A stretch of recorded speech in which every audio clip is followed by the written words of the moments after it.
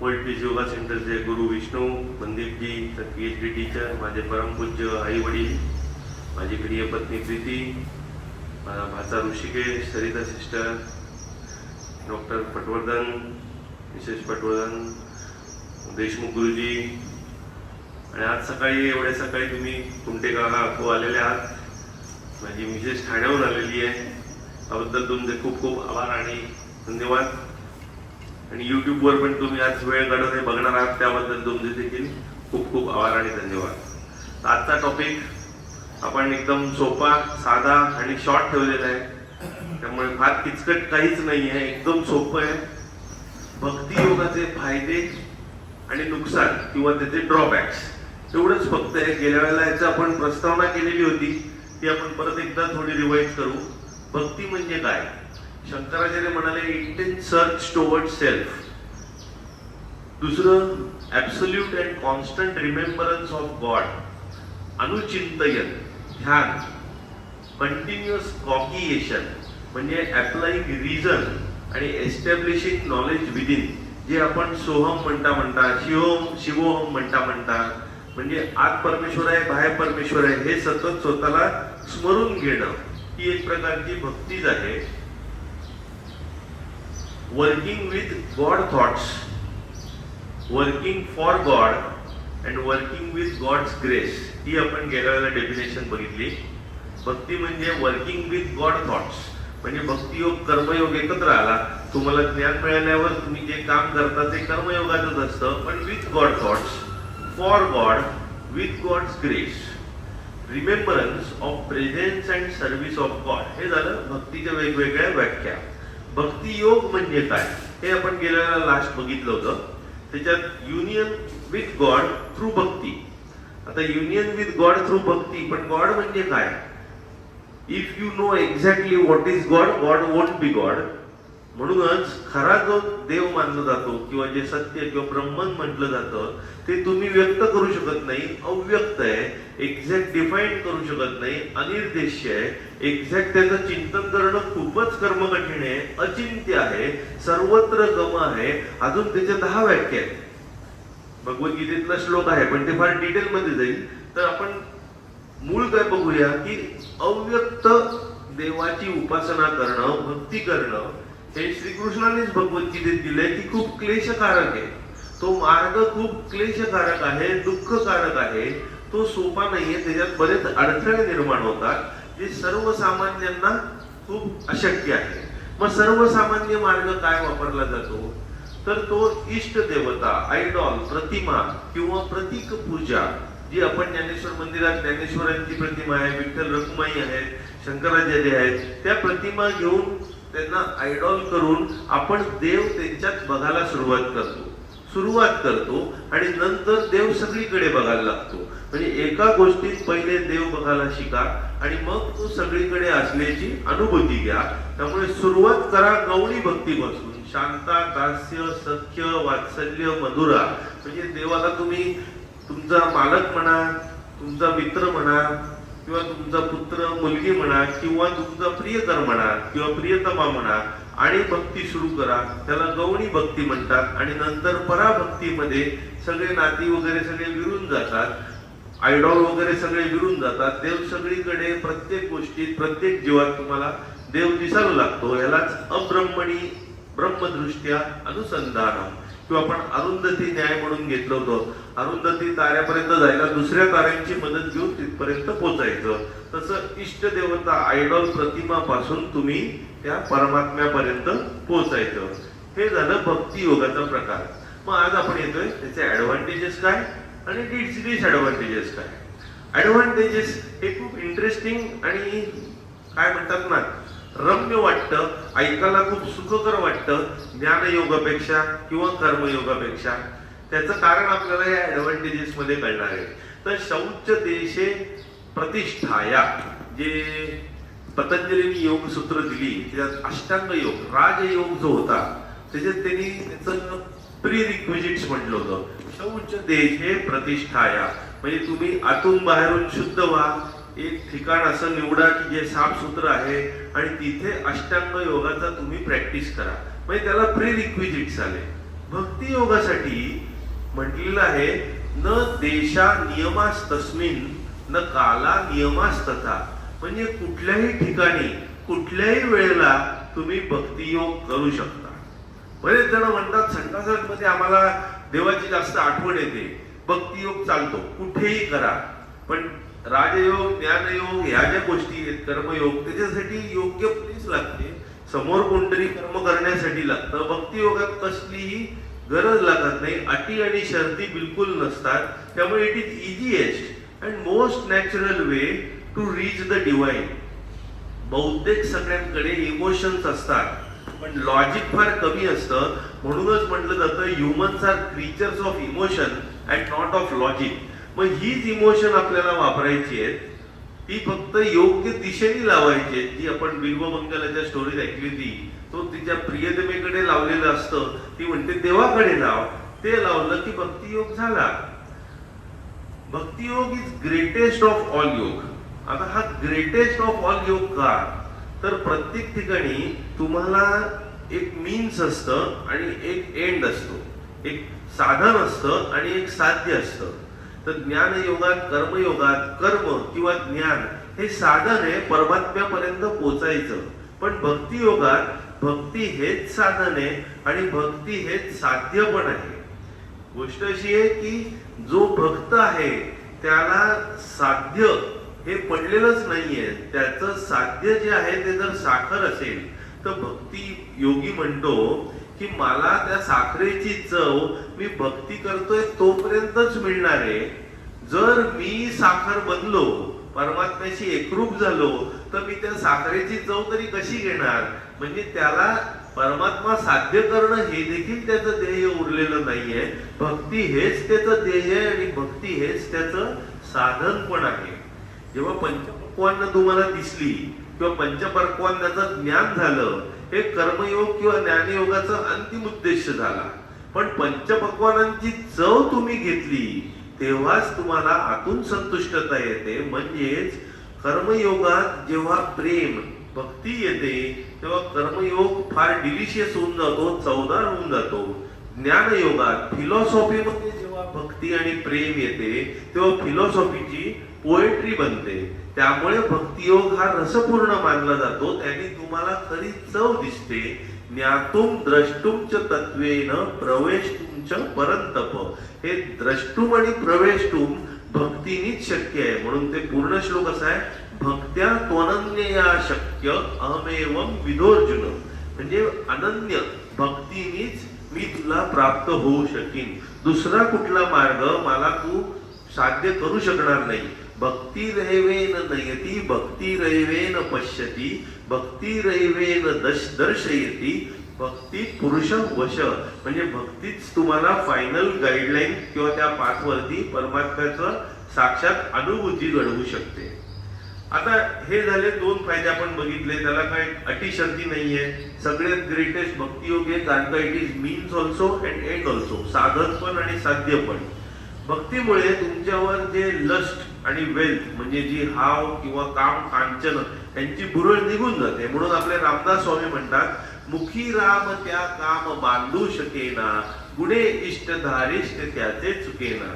मुखी राम म्हणजे ते नामस्मरण करतायत, भक्ती योगात आहेत, तेव्हा काम लस्ट त्याला बांधू नाही शकत, कारण का त्याच्या मनात रामाचं चिंतन सतत चालू आहे.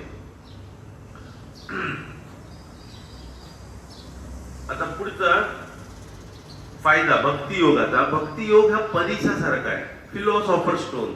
त्यांनी मनुष्य अंतर्बाह्य बदलून जातो.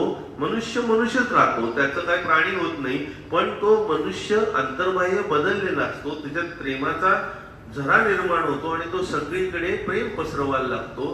तो कोणालाच त्रास देऊ शकत नाही, कारण त्याला सगळीकडे परमेश्वर दिसायला लागतो. तर सगळीकडेच परमेश्वर आहे, प्रत्येकाच्यातच परमेश्वर आहे, तर तो भेदभाव फरक डिस्टिंक्शन करूच शकत नाही. नामदेव महाराजही जेवता जेवता कुत्रा पोळी घेऊन जातो तेव्हा तूप घेऊन धावत जातात, अरे तूप तरी घे. किंवा चोर पवारी बाबाचं पाकिट घेऊन पळतात, तेव्हा पवारी बाबा मागे धावतात, अरे थोडे पैसे उरलेले हे पण घेऊन जा. कारण त्यांना सगळीकडेच देव दिसत असतो. अंतर्बाह्य ती व्यक्ती बदललेली असते. त्यामुळे त्या भक्ताच्या दृष्टिकोनातून जगात सगळंच बरोबर आहे, कारण ते देवाचंच आहे आणि देवानेच दिलेलं आहे. त्याला कुठल्या व्याधी येत नाही, त्रास होत नाही, कारण का हे सगळं देवाचंच काम आहे असं तो समजून चालत असतो. Nature of peace and perfect bliss, जेव्हा फक्त अंतर्बाह्य बदललेला आहे, जेव्हा तो शांत झालेला आहे, आनंदी झालेला आहे, तो कोणालाही त्रास देऊ शकत नाही, छळू शकत नाही. कारण भगवद्गीतेत म्हटलंय समम पश्यन ही सर्वत्र, सगळीकडे सारखंच तुम्हाला दिसायला लागतं. समम पश्यन ही सर्वत्र समवस्थितम ईश्वरम, ईश्वर सगळीकडे सारखाच वसलेला दिसतो. न हिनस्ती आत्मनात्मानम, म्हणजे तुम्ही स्वतःचा आत्मा स्वतःलाच त्रास देऊ नका. दुसऱ्याला त्रास देणं हा स्वतःलाच त्रास देण्यासारखा आहे. विवेकानंद म्हणतात तुम्ही ज्योतीमध्ये हात घातला तर तो स्वतःलाच चटका लागणार, त्यामुळे तुम्ही स्वतःलाच त्रास देणं शक्य नाहीये. म्हणून भक्त दुसऱ्यांना त्रास देत नाही, कारण का तो त्याला स्वतःलाच त्रास झाल्यासारखा आहे. कितीतरी साधू योगींची जर कथा वाचली, ऑटोबायोग्राफी ऑफ योगी, फक्त ते आजार स्वतः घेतलेले आहेत, कारण ते त्याच्यात स्वतःलाच बघतायत. त्यांचे आजार देखील ते ट्रान्सफर स्वतःकडे करू शकतात. त्यामुळे हे कोणालाही कमी लेखत नाही, कधी दुसऱ्याची निंदा करत नाही, कारण सगळ्यामध्ये ते स्वतःलाच बघतायत. म्हणून it is peace and perfect bliss. जे खोटारडे असतात, फसवे असतात, ते मात्र दुसऱ्याची नेहमी निंदा करताना तुम्हाला दिसतील. भक्ती योगात जी भक्ती असते ती नेचरच्या अगेन्स्ट नसते.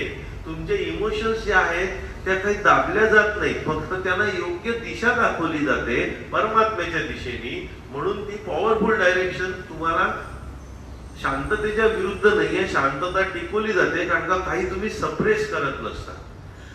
दुसऱ्याच्या उत्कर्षामध्ये भक्तियोगी नेहमी खुश असतो. तो कधी कोणाची निंदा किंवा जेलसी किंवा असूया करत नाही. भक्तियोगी जो असतो तो सेल्फलेस असतो, निस्वार्थी असतो.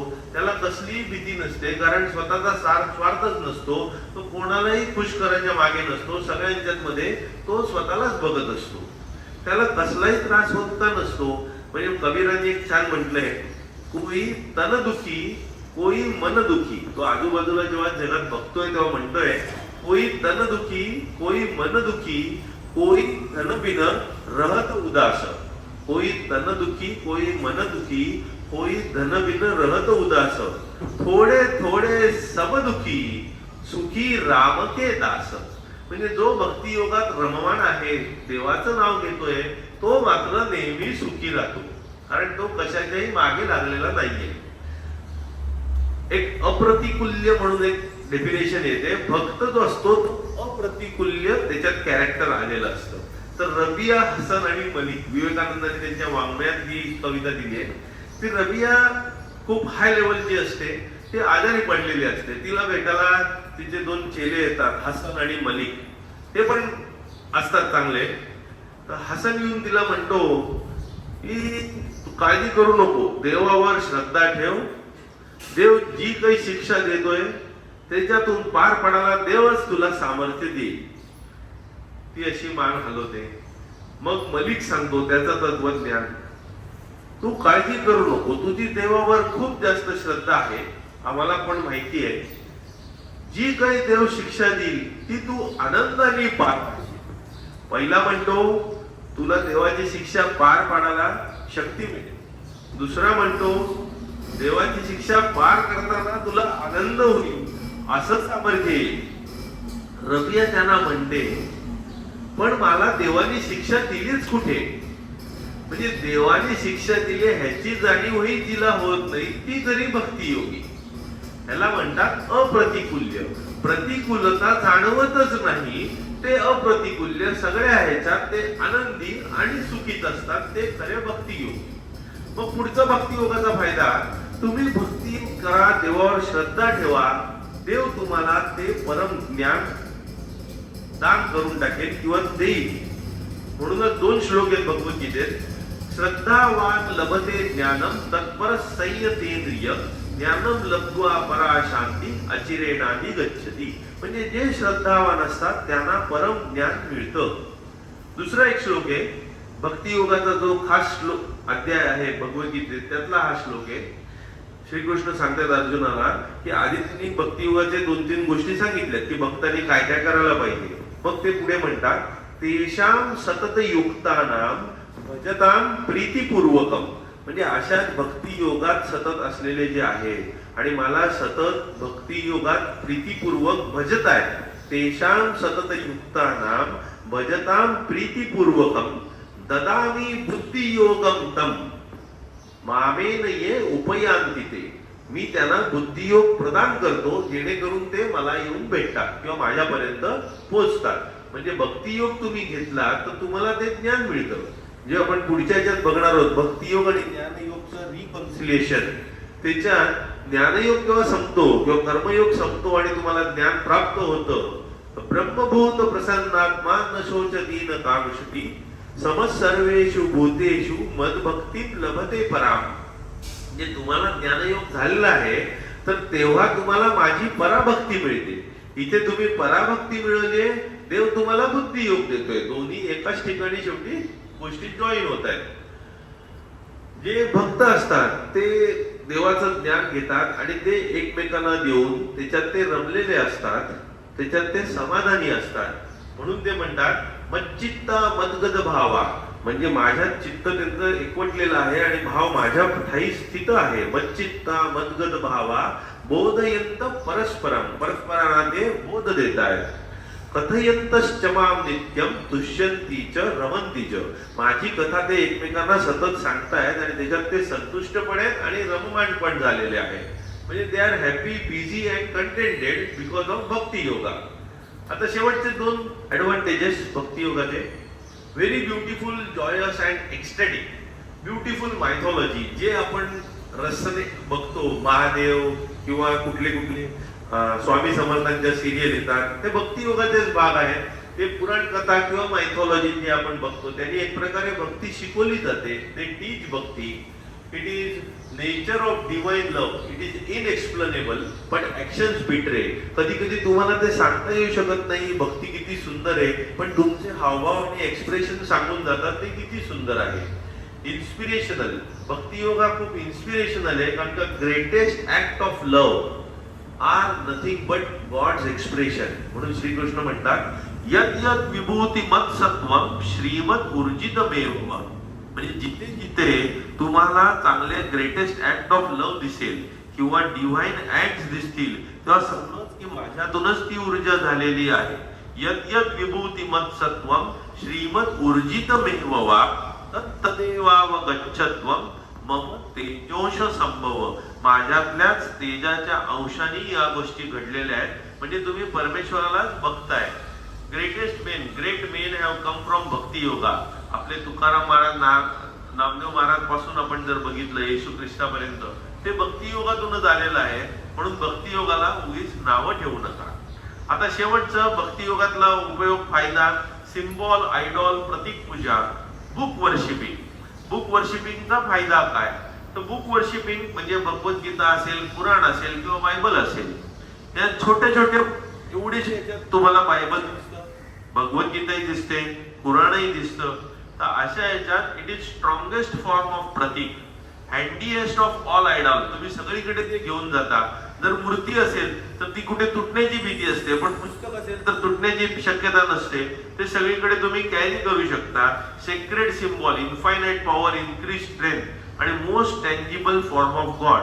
म्हणून न्यायालयात देखील भगवद्गीतेवर हात ठेवून तुम्ही म्हणताय, भगवद्गीता जवळ ठेवली आहे. शेवटी बायबल वाचलं म्हणतात की आता शेवटचं वाचा, किंवा पुराण शेवटी वाचतात जायच्या वेळेला. म्हणजे it is something tangible form of God which is available, strongest form of pratik आणि हँडीएस्ट ऑफ ऑल आयडॉल.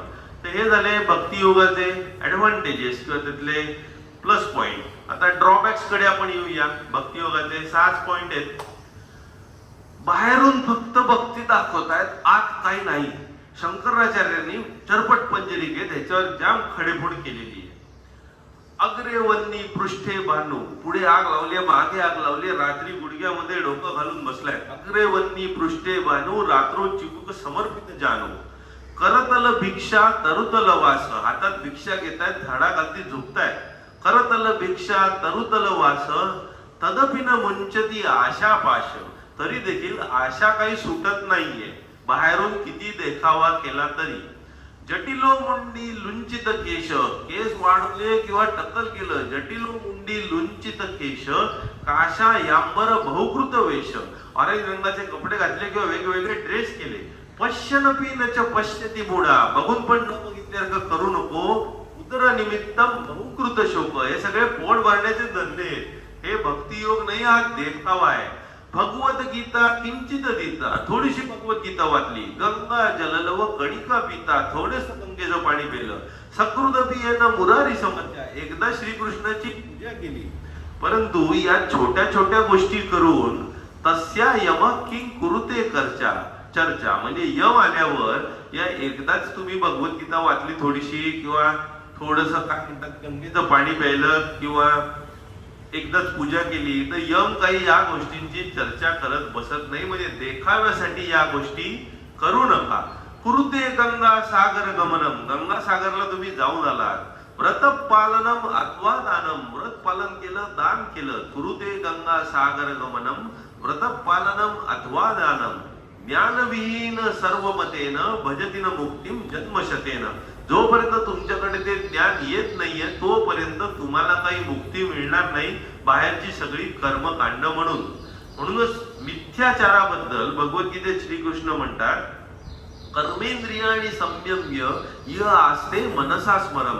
बाहेरून तुम्ही इंद्रिय कंट्रोल आणलाय, पण मन मात्र त्या आसक्ती मागेच जर तुमचं धावतंय तर तो मिथ्याचारच झाला.